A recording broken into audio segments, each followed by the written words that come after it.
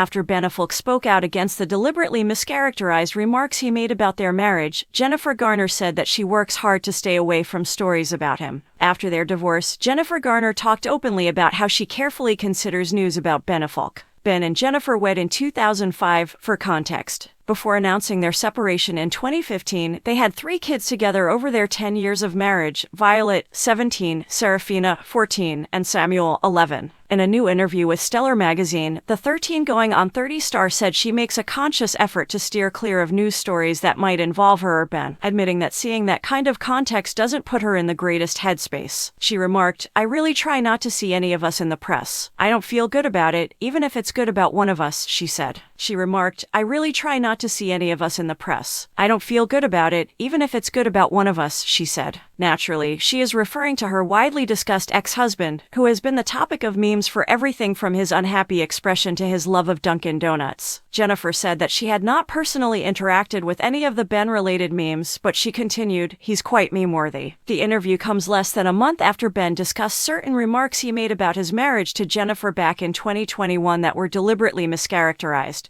To put things in perspective, Ben sought help for his alcoholism throughout his marriage to Jennifer in 2008, 2017, and once more in 2018 after their divorce was finalized. In 2020, Ben claimed that he began drinking more and more as his and Jennifer's marriage was falling apart, which only resulted in more marital problems. Ben has already acknowledged that his addiction was the main reason for his and Jennifer's divorce. In December 2021, when it seemed that Ben blamed Jennifer for his drinking, people were astonished and upset because he had previously lauded his girlfriend for her constant support during these trying times. Ben talked openly about feeling trapped during the end of his and Jennifer's marriage while speaking with Howard Stern, adding that he would probably still be drinking if they were still married. "I started consuming alcohol partially because I felt confined," he stated. "I said, I'm not happy, but I can't leave because of my kids. What should I do? I drank a bottle of scotch and dozed off on the couch, which wasn't the best idea." Ben's remarks caused a great deal of fan fury, and a few days later, he addressed the issue in an emotional appearance on Jimmy Kimmel Live, telling viewers that they were wrong to paint him as a bad guy. He responded to claims that he had blamed his ex for his personal problems by saying, "It's the absolute antithesis of who I am, what I believe. I wouldn't ever want my kids to believe that I would disparage their mother in any way. Since I have never done so, I never would." As a result, after being accused of defaming Jennifer, Ben revealed in a recent interview with The Hollywood Reporter his anxieties of appearing weak in front of the public. He declared, "I view these issues as landmines where you might lose your career if you say one wrong thing. I had a really painful experience where I gave an interview where I was really open, and the whole pickup was something that was not only wrong, it was actually the opposite of what I meant," the author recalls. He stated that, despite thinking he had been pretty articulate at the time, the media had deliberately mischaracterized it in order to make it clickbait.